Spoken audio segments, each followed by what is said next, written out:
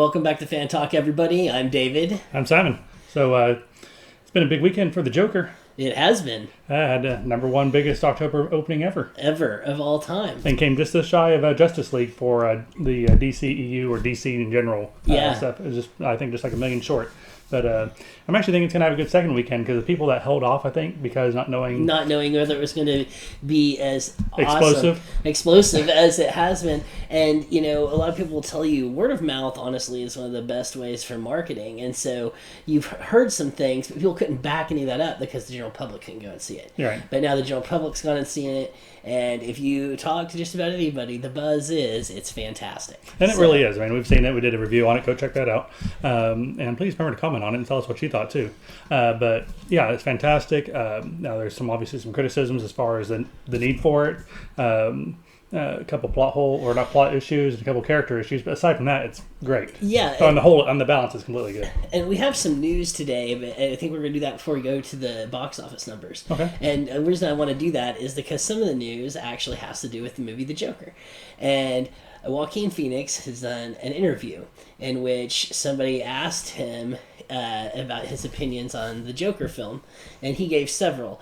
And he wouldn't comment for sure on if this was the original intent of the script, but it was seriously dropped about the theory of the Joker. And after hearing it, it's just another one of those things to get fans talking, and I think it's absolutely fantastic, and it kind of fixes any plot holes ever. And the whole concept is that one of two things. Either A, whenever the Joker, whenever he goes into Arkham to get the files, that he actually never leaves. That the rest of it, that they actually admit him, and the rest of it is all hallucination in his mind as he unwinds and becomes the Joker. Okay. And so that actually when he is in So his mother wasn't killed. What happened after that? Yeah. And like that, and but nobody, but you know spoilers. Yeah. He has the file. He destroys the file, and they, in the process of them arresting him, and he gets, arrested there, locked away. He's, admitted to killing those people, but they don't know whether or not he has. And if he's destroyed the file, they might not know his name if he just gives it as Joker. Yeah, exactly. And and so he kind of unwinds. The other one was that it's possible that whenever he's talking to the therapist at the very beginning of the film, when he's talking at the therapist, and she's like, why you get locked up, and it shows the scene where he smashes his head into the glass. Yeah. And he's like, who knows?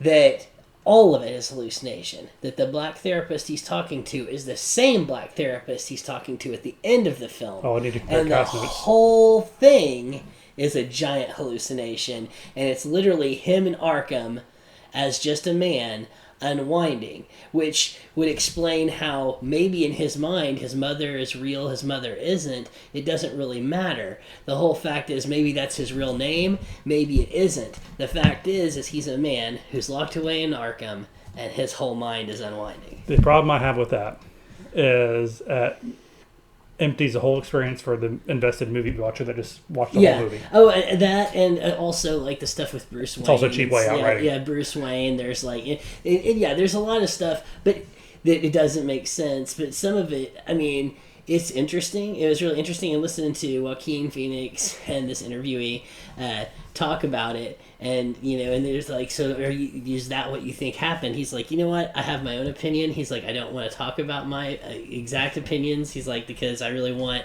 fans to talk about it, because this is what makes movie going so fun, is that people have theories. Right. And you get to talk, and it makes you part of that experience. I'm happy with the movie the way it is without those two. Now, the first one that you said has some merit that might work, but I still think it's generally considered sloppy writing to wash everything away as a dream. Yeah. Oh, it is.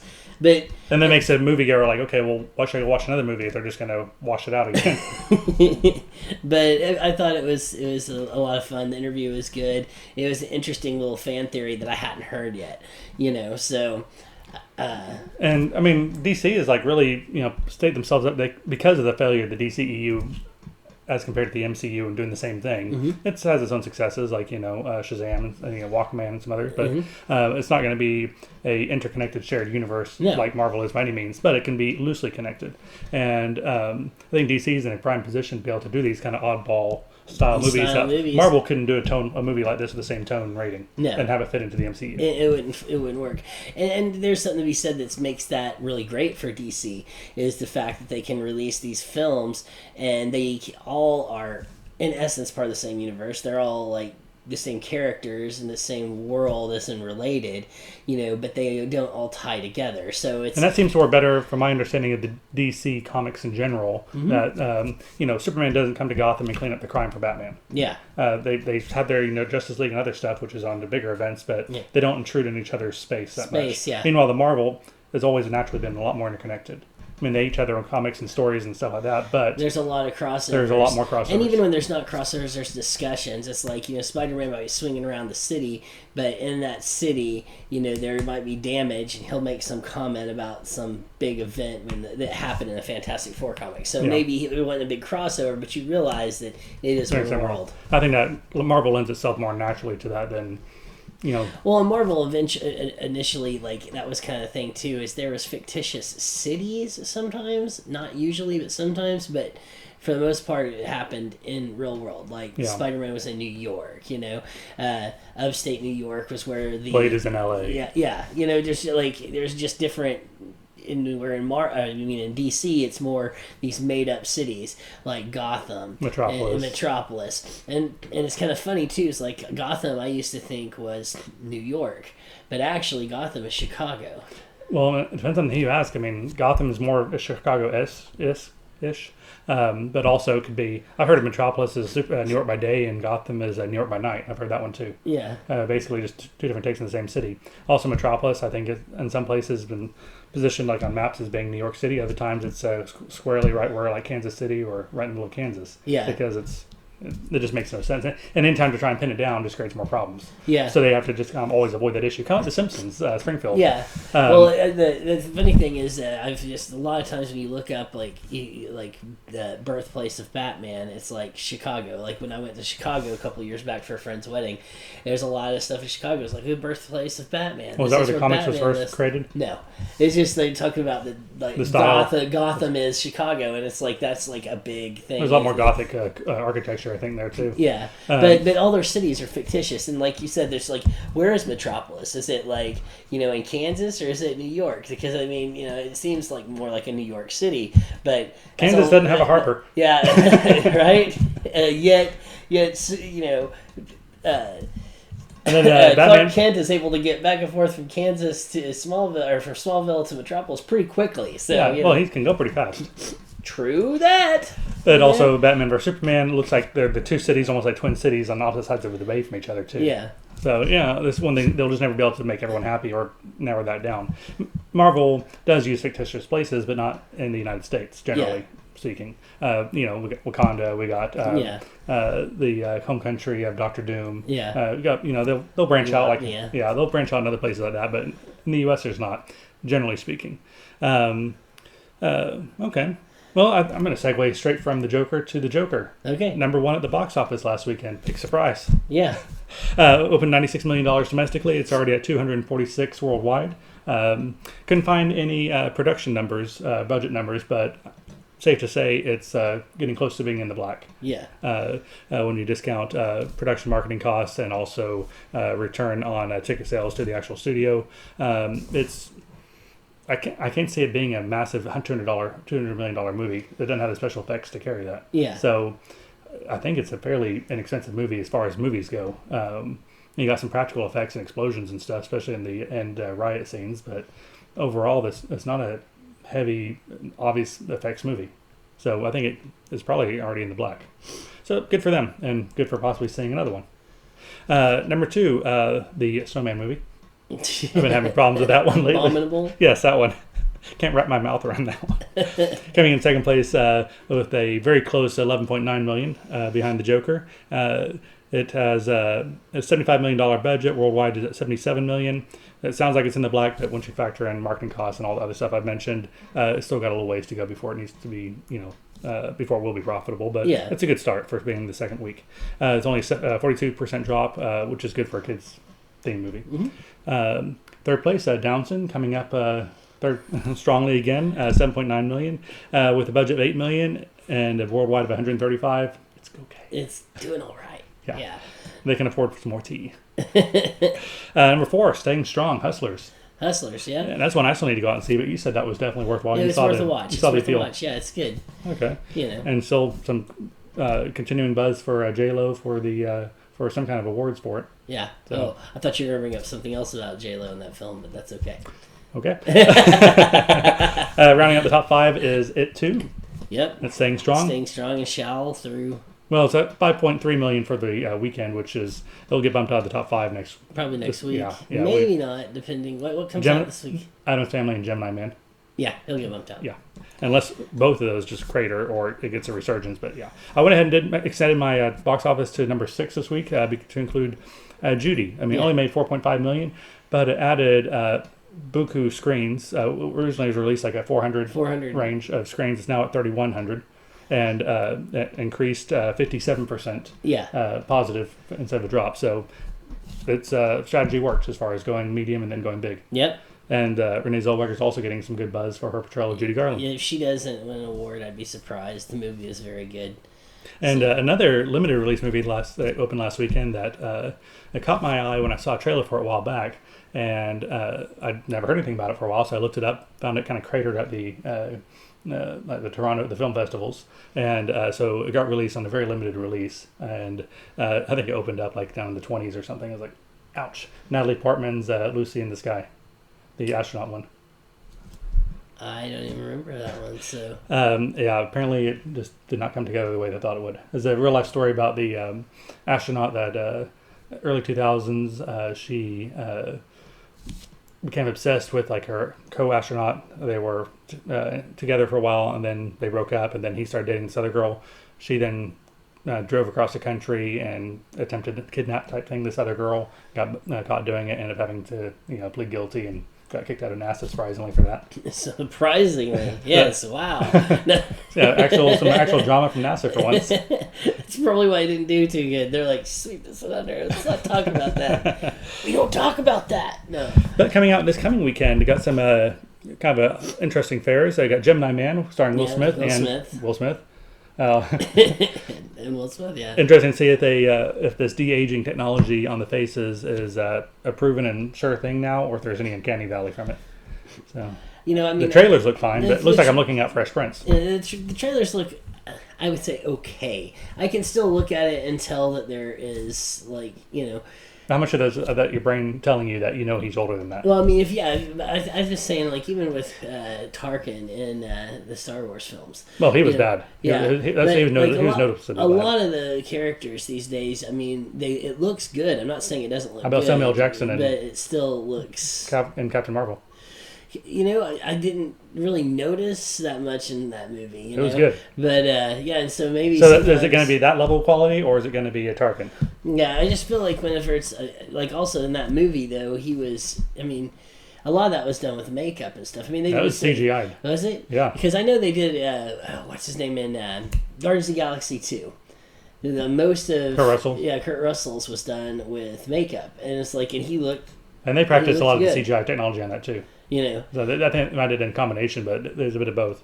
I just hope that it continues improving it better, and if you're going to dedicate whole movies to having a character like that, like Captain Marvel did and did it well, hopefully it follows through on this one. They don't start slacking off on it, because when you hit that uncanny valley, it kills the whole movie. Yeah, and I think it works. It's a good technology to work on films like, for instance, Captain Marvel, where you're taking a character that you're still using, and you need to age him back a couple of years to where he just doesn't look as old for continuity's sake. But in a lot of cases, I just still feel like it's best just cast somebody that's the proper age and try and find people that look alike. Yeah, try and find people that look alike. See how it works. I'm looking forward to seeing it. I'm hoping that the script and the plot and etc. Supports the story, and it's not just like resting on this premise of like, hey, let's do this because people think it's cool, and then let's do some motorcycle kung fu. Yeah. Well, a lot of these action movies are a lot of just over the top, which I think it'll be a lot of fun. But I'm hoping, like you said, that has a little depth to it and some good story. Well, look, John Wick has a solid premise behind it, and it has all that, and it's good. It's still fantastic. The last Total Recall had all the flash and the glamour and the sci-fi and everything else, but it fell apart because they tweaked the script to the point where it wasn't recognizable anymore. I wanted to give it a shot because I like Will Smith and I like his little resurgence he's been having. Well, and I think most of the stuff he does is pretty good. I mean, he's got had his misses. I mean, don't get me wrong. Everybody does at some point in time. Yeah, Wild Wild West. What was the one about the Earth? Oh, After Earth? After with Earth. Jaden That's Smith? how bad it is. I can't even remember the title. It was bad. I saw it. Yeah, it was bad. That was the, hey, let's get my son in a movie. Once again, though, I mean, I don't think you can't help if a script is bad. I mean, I think there's things that could have been done to salvage that, and it just wasn't done. Yeah, so. And I don't know how. I really haven't looked into that one. I don't know how much of that was bad script, bad directing, bad hubris on the people making it, thinking this is better than it is, which happens. On the flip side, the other movie opening this weekend is Addams Family. Yeah. Da da da da. Anyway, animated, coming back. The family's back for the first time on the big screen since the early 90s. Yeah. I'm looking forward to it. I actually just watched Addams Family with the kids yesterday, the first one. Mm-hmm. And, I mean, I got to tell you, whenever I see Morticia and Gomez together, it's just relationship goals, bro. Relationship goals. I love those two and how they interact with each other in public. It's just, it cracks me up. When it's also just not what you expect from that family, given everything, how dark they are and everything else. Yeah, it's just like the things she and he said. It's so tacky, but it's hilarious. It's great. I love the Addams Family. And also check out this week's Throwback Thursday coming out later in the week, where I'll be hitting up on both the live action Addams Family movies. Okay. There's a little sneak peek there. But yeah, I'm looking forward to that when the kids want to see it. That will probably be a pretty good hit. And Jay and Silent Bob is coming out on October 16th, next Tuesday, which we might have another news out before then, but just in case, that's kind of a early in the week release, so I'm not going to go ahead and cover it now as opposed to in addition to next week, depending on our timing of our news. But Jay and Silent Bob, reboot. I'm excited. That's one we should probably try and go see together. That'd be great. Yeah. And we've check out our other videos on the Jay and Silent Bob, the review of the trailer. We did the trailer. We also, we've done a lot of things over Kevin Smith. So you go back and watch that back catalog. There's some good stuff in there.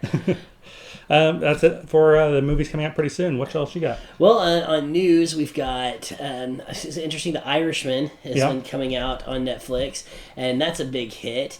Scorsese getting back with De Niro and Pesci. And interesting thing, just a little bit of side note news, is Joe Pesci didn't really want to come back for this. He had announced his retirement several years ago, and he was really against it. And he actually really opened up about how it was De Niro and Scorsese both basically just tag teaming him and almost to the point of begging him to come back to get him to do this, and it's a knockout performance. Was he just I don't know the story on that. Was he just retired because he's done with Hollywood? He's retired. I mean, you think about it, Joe Pesci's not a young guy anymore. That's true. And I mean, when he was doing these films like Goodfellas, all early 90s. Yeah, or he was Casino, in his 50s and 60s then. Yeah. I mean, Joe Pesci's an older guy, and I respect him, and Jack Nicholson. These guys are like, hey, I didn't want to work my whole life. I mean, you and I don't want to work our whole lives, right? At some point, you want to retire, and it's a job. Sean Connery did the same thing. Yeah, I mean, it's a job. I mean, if you think of acting as a job like anything else, and you want to do it, you want to make money, you want to be successful, but I love these guys that it's not about the fame of it. It's like, it's a job. I do my job. I do it good. I enjoy doing it. I'm retired. It's not that he didn't want to get typecast as an Italian gangster. No, it's not that. That ship has long since sailed. There wasn't a whole lot in news that I felt was worth going over today, so I thought, since in the spirit of it being the holiday season of Halloween, that I would bring up my 15 days. Every year in October, 15 days out, I watch a horror movie a night with, wife, family, friends, whoever comes over. And we usually pick out a series of movies, and those are the 15 films we watch. So I thought, in the spirit of things, that there's a lot of people out there that, maybe aren't huge horror buffs and are looking for some suggestions. So I'm going to go ahead and call out my top 15 choices here for Halloween. So, 15 Days Out. First one, Scream. Okay. If you haven't seen it, it's a great film. You should check that one out. Has some screams in it and also has some comedy. I like it. Yeah, it's a nice way to start things out with a little humor, right? And then I roll into something a little more serious, which was The Witch. It's a heavy drama side of things with a good payoff on the end, but you kind of have to sit through this one. So it's a way to kind of unwind after a little, ha-has the night before. Then I'm going back to some classic Hellraiser. And then to lighten it back up again, Cabin in the Woods. That was a good one. If you haven't seen it, it's a nice, funny take. It turns a whole horror genre on its head with a clever twist, basically. And it's not afraid to laugh at itself. Yeah. It's a good film. Then Candyman, which is one that a lot of people have kind of lost sight of, and they're actually talking about doing a reboot of. I'm surprised they haven't yet. Which could be interesting. They're even talking about having some of the same actors. It could be really good. Then afterwards is It Follows. Is that the sequel to It too? No. Okay. It Follows is a unique little horror film, which really kind of directly, I think, is a smack in the face of what a lot of horror films are. Which a lot of horror films, it's the lesson is don't be a teenager and have sex. Yeah. Scream. Yeah, because if you do, you'll die. And so this little film is basically it's a ghost sexually transmitted disease. So whoever you sleep with, the ghost is now going to hunt you down and kill you until you pass it on to somebody else. Okay. And so it's a nice little kind of in your face smack. Interesting horror flick. I enjoyed it a lot.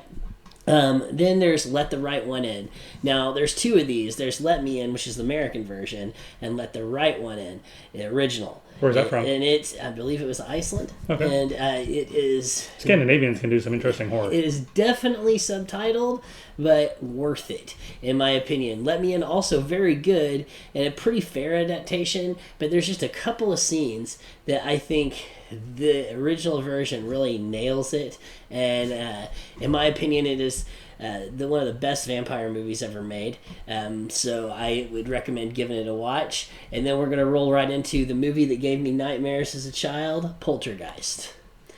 It has a clown.